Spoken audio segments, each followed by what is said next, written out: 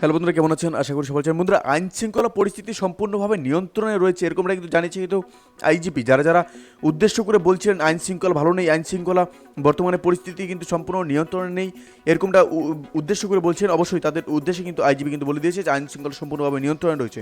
এই বিষয়ে কিন্তু আমরা বিস্তারিত আলোচনা করবো। তার আগে আপনি যদি এই চ্যানেলে নতুন থাকেন, অবশ্যই চ্যানেলটি সাবস্ক্রাইব করে কিন্তু আমাদের পাশে থাকুন এরকম নিত্য নতুন রাজনৈতিক এবং সর্বশেষ আপডেটগুলি কিন্তু সবার আগে পাওয়ার জন্য।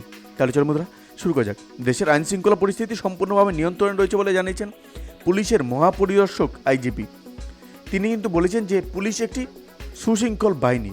শৃঙ্খলা বজায় রাখার জন্য আমরা সব রকম জিরো টলারেন্স কিন্তু নীতি গ্রহণ করি এবং আমাদের সদস্যরা নিজেদের দায়িত্ব সুশৃঙ্খলভাবে পেশাদারির সঙ্গে যথাযথভাবে পালন করছে এবং এর মধ্য দিয়ে দেশের আইন শৃঙ্খলা পরিস্থিতি সম্পূর্ণভাবে আমাদের নিয়ন্ত্রণে রয়েছে।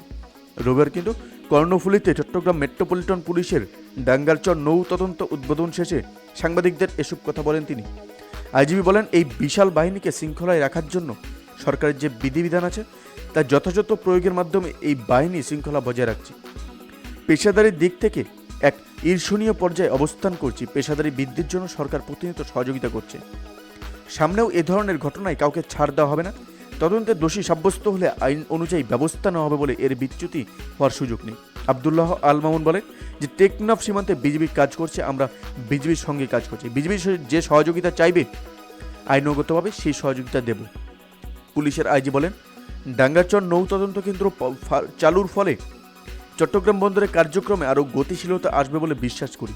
দেশে মানুষের নিরাপত্তা দেওয়ার জন্য আমরা কাজ করছি। এখনকার পুলিশ সদস্যদের নদীতে যে দায়িত্ব বা তার পালন করতে পারবে তা আশা করি। তিনি আরও বলেন যে চট্টগ্রাম বন্দর আছে, সেজন্য বন্দর থানার পাশাপাশি বন্দর ডিভিশন আছে। শুধু বন্দরের নিরাপত্তা নিশ্চিত করবে তা নয়, বন্দর এলাকার নিরাপত্তার জন্য সিএমপির সঙ্গে এবং এই ইউনিটের সমন্বয় থাকা দরকার। আমি মনে করি নদীর নিরাপত্তার জন্য এই নৌ তদন্ত কেন্দ্র ও পুলিশ ফলপ্রসূভাবে কিন্তু কাজ করবে। সো বন্ধুরা, এই ছিল আমাদের একটা ছোট্ট আপডেট যেটি আপনাদের সামনে তুলে দিলাম। অবশ্যই সিপিজি কিন্তু আইজিপি কিন্তু এইসব কথাই কিন্তু বলেছেন, যে বলেছেন আইন শৃঙ্খলা পরিস্থিতি সম্পূর্ণভাবে নিয়ন্ত্রণ হচ্ছে। এই বিষয়ে আপনার কি মতামত সেটা আমাদের কমেন্টে আনতে ভুলবেন না। ভালো থাকবেন, সুস্থ থাকবেন, ধন্যবাদ। দেখা হচ্ছে পরবর্তী নতুন একটি ভিডিওতে। আপনি কোথা থেকে দেখছেন সেটা আমাদের অবশ্যই কমেন্টে জানিয়ে দিন।